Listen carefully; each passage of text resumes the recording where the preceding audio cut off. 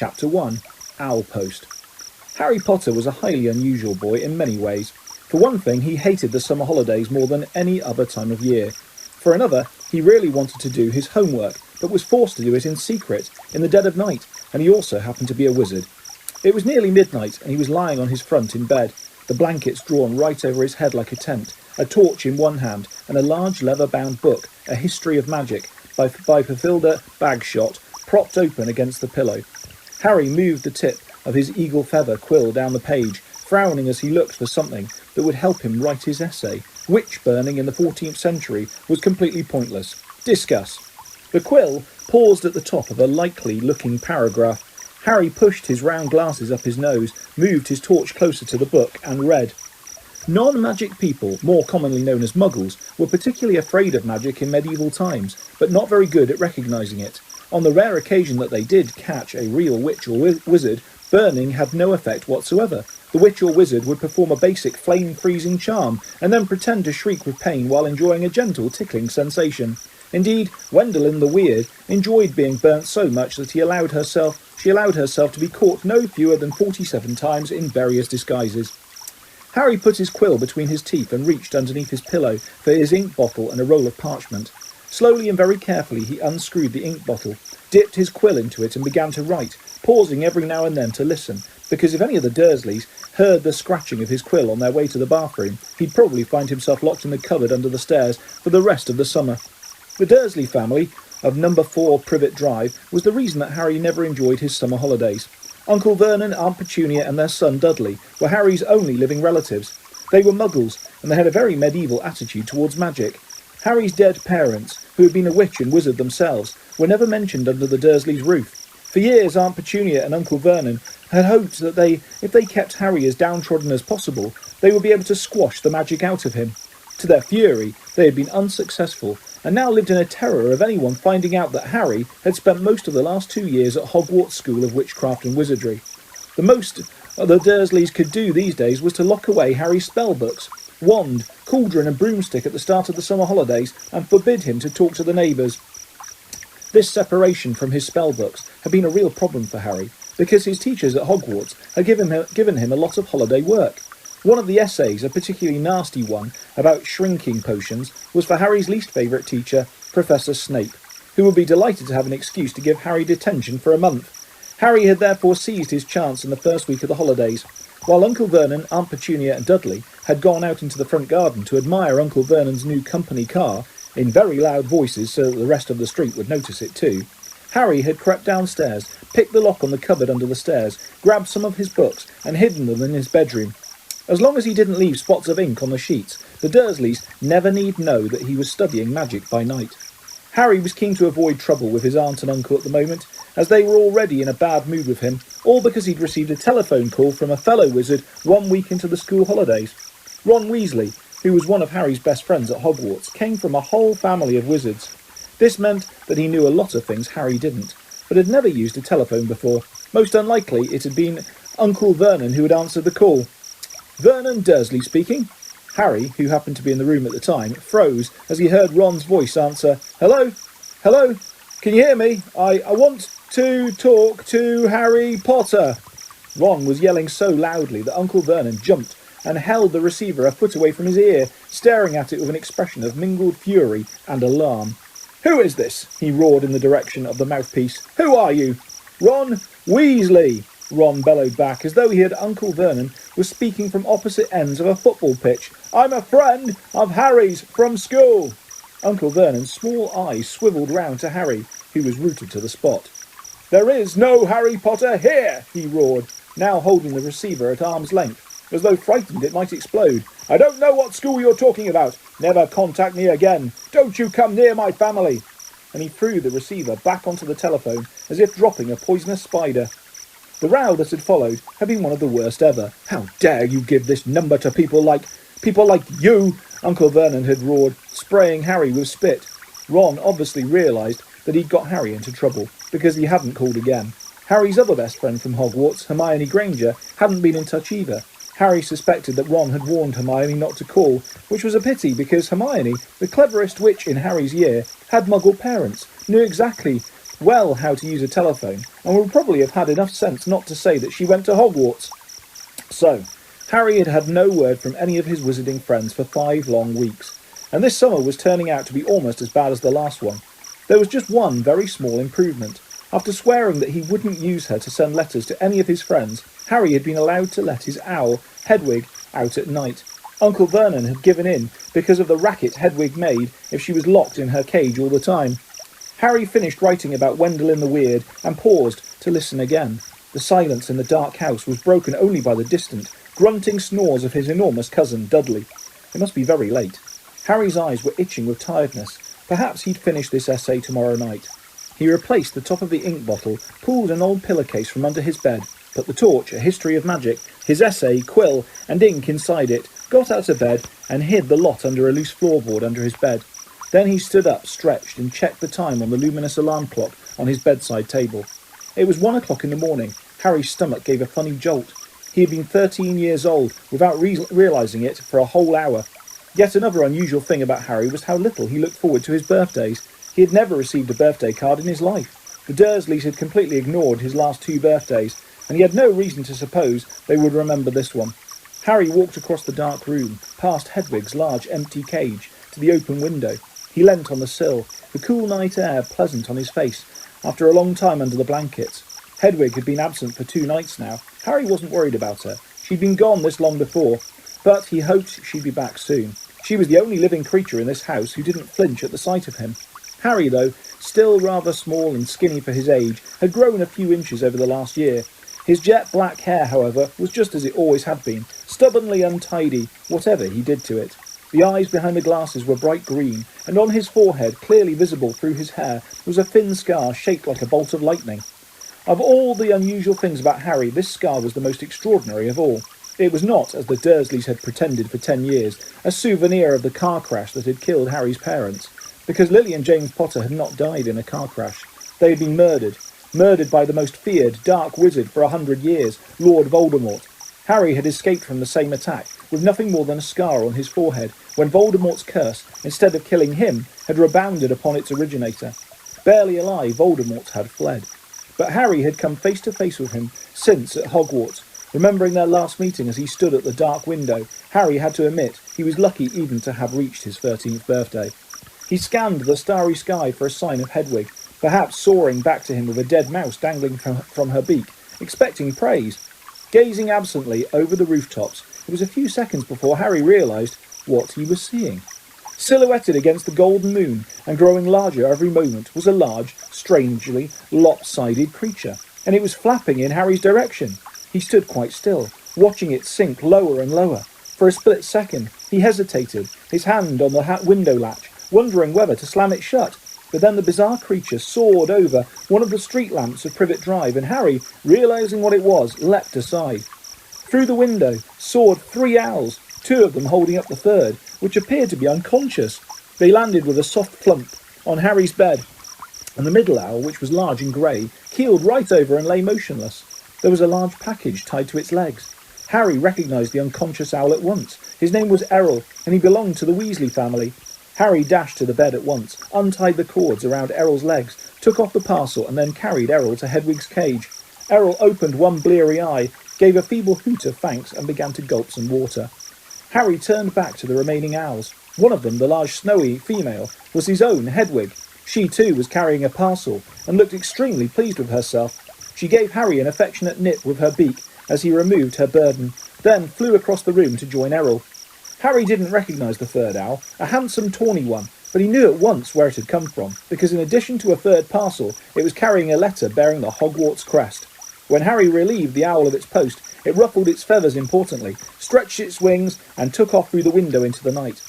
Harry sat down on his bed, grabbed Errol's package, ripped off the brown paper and discovered a present wrapped in gold, and his first ever birthday card. Fingers trembling slightly, he opened the envelope. 2 pieces of paper fell out, a letter and a newspaper cutting. The cutting had clearly come out of the wizarding newspaper, the Daily Prophet, because the people in the black and white picture were moving. Harry picked up the cutting, smoothed it out and read, "Ministry of Magic employee scoops grand prize. Arthur Weasley, head of the misuse of Muggle artefacts office at the Ministry of Magic, has won the annual Daily Prophet Grand Prize Galleon draw. A delighted Mr. Weasley told the Daily Prophet, "We will be spending the gold on a summer holiday in Egypt, where our eldest son Bill works as a curse breaker for Gringotts Wizarding Bank.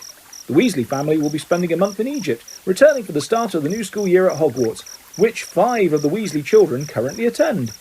Harry scanned the moving photograph, and a grin spread across his face as he saw all 9 of the Weasleys waving furiously at him, standing in front of a large pyramid.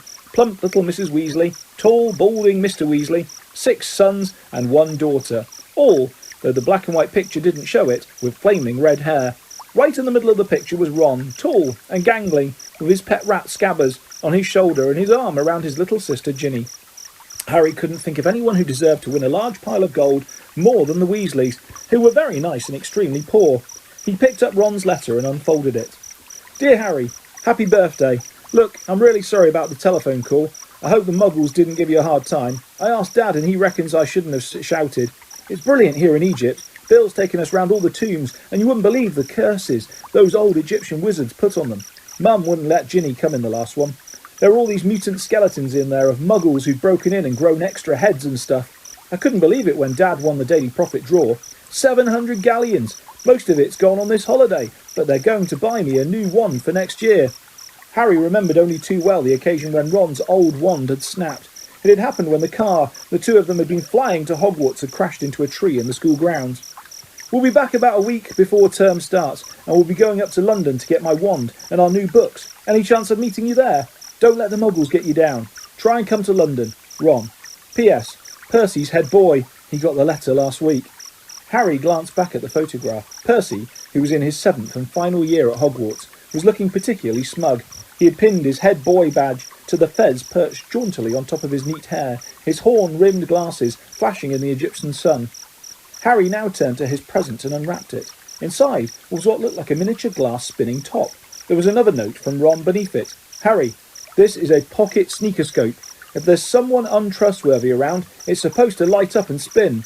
Bill says it's rubbish sold for wizard tourists and isn't reliable because it kept lighting up at dinner last night. But he didn't realise Fred and George had put beetles in his soup. Bye, Ron." Harry put the pocket sneakoscope on his bedside table, where it stood quite still, balanced on its point, reflecting the luminous hands of his clock. He looked at it happily for a few seconds, then picked up the parcel Hedwig had brought. Inside this, too, there was a wrapped present, a card, and a letter, this time from Hermione. "Dear Harry, Ron wrote to me and told me about his phone call to your Uncle Vernon. I do hope you're all right. I'm on holiday in France at the moment, and I didn't know how I was going to send this to you. What if they'd opened it at customs? But then Hedwig turned up. I think she wanted to make sure you got something for your birthday for a change. I bought your present by owl order. There was an advertisement in the Daily Prophet. I've been getting it delivered. It's so good to keep up with what's going on in the wizarding world. Did you see that picture of Ron and his family a week ago? I bet he's learning loads. I'm really jealous. The ancient Egyptian wizards were fascinating. There's some interesting local history of witchcraft here too. I've rewritten my whole history of magic essay to include some of the things I found out. I hope it's not too long. It's 2 rolls of parchment more than Professor Binns asked for. Ron says he's going to be in London in the last week of the holidays. Can you make it? Will your aunt and uncle let you come? I really hope you can. If not, I'll see you on the Hogwarts Express on September the 1st. Love from Hermione. P.S. Ron says Percy's head boy. I'll bet Percy's really pleased. Ron doesn't seem too happy about it." Harry laughed again as he put Hermione's letter aside and picked up her present. It was very heavy. Knowing Hermione, he was sure it would be a large book full of very difficult spells, but it wasn't. His heart gave a huge bound as he ripped back the paper and saw a sleek black leather case with silver words stamped across it. "Broomstick Servicing Kit." "Wow, Hermione," Harry whispered, unzipping the case to look inside. There was a large jar of Fleetwood's high-finish handle polish, a pair of gleaming silver tail-twig clippers, a tiny brass compass to clip onto your broom for long journeys, and a handbook of do-it-yourself broom care. Apart from his friends, the thing that Harry missed most about Hogwarts was Quidditch, the most popular sport in the magical world. Highly dangerous, very exciting, and played on broomsticks. Harry happened to be very good at Quidditch, a very good Quidditch player. He had been the youngest person in a century to be picked for one of the Hogwarts house teams. One of Harry's most prized possessions was his Nimbus 2000 racing broom. Harry put the leather case aside and picked up the last parcel. He recognised the untidy scrawl on the brown paper at once. This was from Hagrid, the Hogwarts gamekeeper. He tore off the top layer of paper and glimpsed something green and leathery. But before he could unwrap it properly, the parcel gave a strange quiver, and whatever was inside it snapped loudly, and as though it had jaws.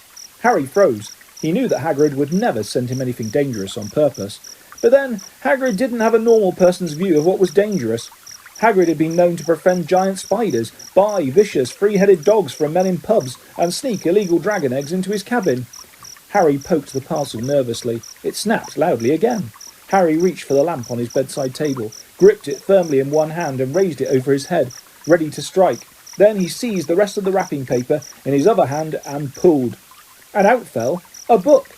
Harry just had time to register its handsome green cover, emblazoned with the golden title, The Monster Book of Monsters, before it flipped onto its edge and scuttled sideways along the bed like some weird crab. "Uh-oh," Harry muttered. The boy toppled off the bed with a loud clunk and shuffled rapidly across the room. Harry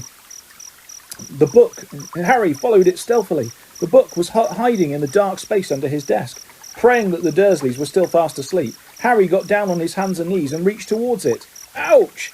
The book snapped shut on his hand and then flapped past him, still scuttling on its covers. Harry scrambled around, threw himself forward and managed to flatten it. Uncle Vernon gave a loud, sleepy grunt in the room next door. Hedwig and Errol watched interestedly as Harry clamped the struggling book tightly in his arms, hurried to his chest of drawers and pulled out a belt, which he buckled tightly around it. The monster book shuddered angrily, but could no longer flap and snap, so Harry threw it down on the bed and reached for Hagrid's card. "Dear Harry, happy birthday. Think you might find this useful for next year. Won't say no more here. Tell you when I see you. Hope the muggles are treating you right. All the best, Hagrid." It struck Harry as ominous that Hagrid thought a biting book would come in useful, but he put up Hagrid's card next to Ron and Hermione's, grinning more broadly than ever. Now there was only the letter from Hogwarts left. Noticing that it was rather thicker than usual, Harry slit open the envelope, pulled out the first page of parchment within and read, "Dear Mr. Potter, please note that the school year will begin on September the 1st. The Hogwarts Express will leave from King's Cross Station, platform 9 and 3/4 at 11 o'clock. Third years are permitted to visit the village of Hogsmeade at certain weekends. Please give the enclosed permission form to your parent or guardian to sign. A list of books for next year is enclosed. Yours sincerely, Professor M. McGonagall, Deputy Headmistress." Harry pulled out the Hogsmeade permission form and looked at it, no longer grinning. It would be wonderful to visit Hogsmeade at weekends. He knew it was an entirely wizarding village, and he had never set foot there. But how on earth was he going to persuade Uncle Vernon or Aunt Petunia to sign the form? He looked over at the alarm clock. It was now 2 o'clock in the morning. Deciding that he'd worry about the Hogsmeade form when he woke up, Harry got back into bed and reached up to cross off another day on the chart he'd made for himself, counting down the days left until his return to Hogwarts. Then he took off his glasses and lay down, eyes open, facing his 3 birthday cards. Extremely unusual he was. At that moment, Harry Potter felt just like everyone else, glad, for the first time in his life, that it was his birthday. Harry went down to breakfast next morning to find the 3 Dursleys already sitting around the kitchen table. They were watching a brand new television, a welcome home for the summer present for Dudley, who had been complaining loudly about the long walk between the fridge and the television in the living room. Dudley had spent most of the summer in the kitchen, his piggy little eyes fixed on the screen, and his 5 chins wobbling as he ate continually. Harry sat down between Dudley and Uncle Vernon, a large, beefy man with very little neck and a lot of moustache. Far from wishing Harry a happy birthday, none of the Dursleys gave any sign that they had noticed Harry enter the room. But Harry was far too used to this to care.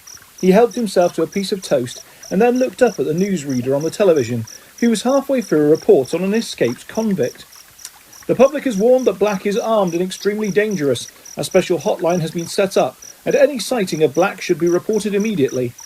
"No need to tell us he's no good," snorted Uncle Vernon, staring over the top of his newspaper at the prisoner. "Look at the state of him, the filthy layabout. Look at his hair." He shot a nasty look sideways at Harry, whose untidy hair had always been a source of great annoyance to Uncle Vernon. Compared to the man on the television, however, whose gaunt face was surrounded by a matted, elbow-length tangle, Harry felt very well groomed indeed. The newsreader had reappeared. "The Ministry of Agriculture and Fisheries will announce today—" "Hang on," barked Uncle Vernon, staring furiously at the newsreader. You didn't tell us where the maniacs escaped from. What use is that? Lunatic could be coming up the street right now. Aunt Petunia, who was bony and horse-faced, whipped around and peered intently out of the kitchen window. Harry knew Aunt Petunia would simply love to be the one to call the hotline number. She was the nosiest woman in the world and spent most of her life spying on her boring, law-abiding neighbours. "When will they learn," said Uncle Vernon, pounding the table with his large purple fist, "that hanging's the only way to deal with these people?" "Very true," said Aunt Petunia, who was still squinting into next door's run of beans. Uncle Vernon drained his teacup, glanced at his watch, and added, "I'd better be off in a minute, Petunia. Marg's train gets in at 10. Harry, whose thoughts had been upstairs with the broomstick servicing kit, was brought back to earth with an unpleasant bump. "Aunt Marg," he blurted out. She's not coming here, is she?" Aunt Marg was Uncle Vernon's sister. Even though she was not a blood relative of Harry's, whose mother had been Aunt Petunia's sister, he had been forced to call her aunt all his life. Aunt Marg lived in the country, in a house with a large garden, where she bred bulldogs. She didn't often stay in Privet Drive, because she couldn't bear to leave her precious dogs, but each of her visits stood out horribly vividly on Harry's mind. At Dudley's 5th birthday party, Aunt Marg had whacked Harry round the shins with her walking stick to stop him beating Dudley at musical statues. A few years later, she had turned up at Christmas with a computerised robot for Dudley and a box of dog biscuits for Harry. On her last visit, the year before Harry had started at Hogwarts, Harry had accidentally trodden on the paw of her favourite dog. Ripper had chased Harry out into the garden and up a tree, and Aunt Marg had refused to call him off until past midnight. The memory of this incident still brought tears of laughter to Dudley's eyes. "Marg will be here for a week," Uncle Vernon snarled, "and while we're on the subject," he pointed a fat finger threateningly at Harry, "we need to get a few things straight before I go and collect her." Dudley smirked and withdrew his gaze from the television. Watching Harry being bullied by Uncle Vernon was Dudley's favourite form of entertainment. "Firstly," growled Uncle Vernon, "you'll keep a civil tongue in your head when you're talking to Marg." "All right," said Harry bitterly, "if she does when she's talking to me." "Secondly," said Uncle Vernon, acting as though he had not heard Harry's reply, "as Marg doesn't know anything about your abnormality, I don't want any funny stuff while she's here. You behave yourself, got me?" "I will if she does," said Harry through gritted teeth. "And thirdly," said Uncle Vernon, his mean little eyes now slits in his great purple face, "we've told Marg you attend St. Brutus's Secure Centre for incurably criminal boys." "What?" Harry yelled. "And you'll be sticking to that story, boy, or there'll be trouble," spat Uncle Vernon. Harry sat there, white-faced and furious, staring at Uncle Vernon, hardly able to believe it. Aunt Marg coming for a week-long visit. It was the worst birthday present the Dursleys had ever given him, including that pair of Uncle Vernon's old socks. "Well, Petunia," said Uncle Vernon, getting heavily to his feet, "I'll be off to the station, then. Want to come along for the ride, Dudders?" "No," said Dudley, whose attention had returned to the television now that Uncle Vernon had finished threatening Harry. "Dudley's got to make himself smart for his auntie," said Aunt Petunia, smoothing Dudley's thick blonde hair. "Mummy's bought him a lovely new bow tie." Uncle Vernon clapped Dudley on his porky shoulder. "See you in a bit, then," he said, and he left the kitchen. Harry, who had been sitting in a kind of horrified trance, had a sudden idea. Abandoning his toast, he got quickly to his feet and followed Uncle Vernon to the front door. Uncle Vernon was pulling on his car coat. "I'm not taking you," he snarled, as he turned to see Harry watching him. "Like I wanted to come," said Harry coldly. "I want to ask you something." Uncle Vernon eyed him suspiciously. "Third years at my school are allowed to visit the village sometimes," said Harry. "So?" snapped Uncle Vernon, taking his car keys from a hook next to the door. "I need you to sign the permission form," said Harry in a rush. "And why should I do that?" sneered Uncle Vernon. "Well," said Harry, choosing his words carefully, It'll be hard work, pretending to Aunt Marg I go to that St. Brutus's Secure Centre for incurably criminal boys," bellowed Uncle Vernon, and Harry was pleased to hear a definite note of panic in Uncle Vernon's voice. "Exactly," said Harry, looking calmly up into Uncle Vernon's large purple face. "It's a lot to remember. I'll have to make it sound convincing, won't I? What if I accidentally let something slip?" "You'll get the stuffing knocked out of you, won't you?" roared Uncle Vernon, advancing on Harry with his fist raised. But Harry stood his ground. "Knocking the stuffing out of me won't make Aunt Marg forget what I could tell her," he said grimly. Uncle Vernon stopped. his fists still raised, his face an ugly puce. "But if you sign my permission form," Harry went on quickly, "I swear I'll remember where I'm supposed to go to school, and I'll act like a mug, like I'm normal and everything." Harry could tell that Uncle Vernon was thinking it over, even if his teeth were bared and a vein was throbbing in his temple. "Right," he snapped finally. "I shall monitor your behaviour carefully during Marg's visit. If at the end of it you've toed the line and kept to the story, I'll sign your ruddy form." He wheeled around, pulled open the front door and slammed it so hard that one of the little panes of glass at the top fell out. Harry didn't return to the kitchen. He went back upstairs to his bedroom. If he was going to act like a real muggle, he'd better start now. Slowly and sadly he gathered up all his presents and his birthday cards and hid them under the loose floorboard with his homework. Then he went to Hedwig's cage. Errol seemed to have recovered. He and Hedwig were both asleep, heads under their wings. Harry sighed, then poked them both awake. "Hedwig," he said gloomily, "you're going to have to clear off for a week. Go with Errol. Ron will look after you. I'll write him a note explaining. And don't look at me like that." Hedwig's large amber eyes were reproachful. "It's not my fault. It's the only way I'll be allowed to visit Hogsmeade, and Ron, and Hermione." 10 minutes later, Errol and Hedwig, who had a note to Ron bound to her leg, soared out of the window and out of sight. Harry, now feeling thoroughly miserable, put the empty cage away inside the wardrobe. But Harry didn't have long to brood. In next to no time, Aunt Petunia was shrieking up the stairs for Harry to come down and get ready to welcome their guest. "Do something about your hair," Aunt Petunia snapped as he reached the hall. Harry couldn't see the point of trying to make his hair lie flat. Aunt Marg loved criticising him, so the untidier he looked, the happier she would be. All too soon, there was a crunch of gravel outside as Uncle Vernon's car pulled back into the driveway, then the clunk of the car doors and footsteps on the garden path. "Get the door," Aunt Petunia hissed at Harry. A feeling of great gloom in his stomach, Harry pulled the door open. On the threshold stood Aunt Marg. She was very like Uncle Vernon, large, beefy and purple-faced. She even had a moustache, though not as bushy as his. In one hand she held an enormous suitcase, and tucked under the other was an old and evil-tempered bulldog. "Where's my dudders?" roared Aunt Marg. "Where's my Neppy-poo?" Dudley came waddling down the hall, his blonde hair plastered flat to his fat head, a bow tie just visible under his many chins. Aunt Marg thrust the suitcase into Harry's stomach, knocking the wind out of him, seized Dudley in a tight one-armed hug, and planted a large kiss on his cheek.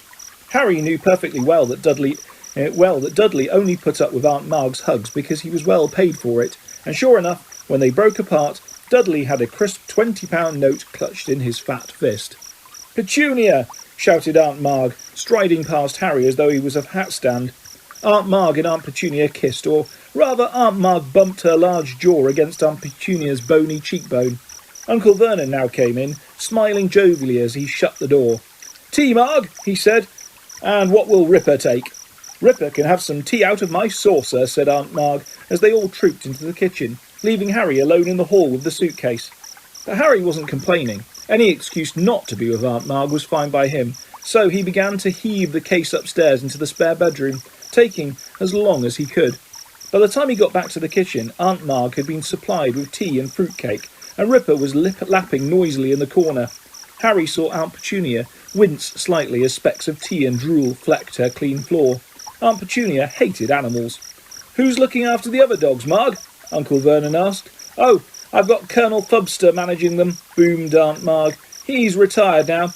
Good for him to have something to do, but I couldn't leave poor old Ripper. He pines if he's away from me." Ripper began to growl again as Harry sat down. This directed Aunt Marg's attention to Harry for the first time. "So," she barked, "still here, are you?" "Yes," said Harry. "Don't you say yes in that ungrateful tone," Aunt Marg growled. "It's damn good of Vernon and Petunia to keep you. Wouldn't have done it myself. You'd have gone straight to an orphanage if you'd been dumped on my doorstep." Harry was bursting to say that he'd rather live in an orphanage than with the Dursleys, but the thought of the Hogsmeade form stopped him. He forced his face into a painful smile. "Don't you smirk at me," boomed Aunt Marg. "I can see you haven't improved since I last saw you. I hoped school would knock some manners into you." She took a large gulp of tea, wiped her moustache and said, "Where is it that they send you again, Vernon?"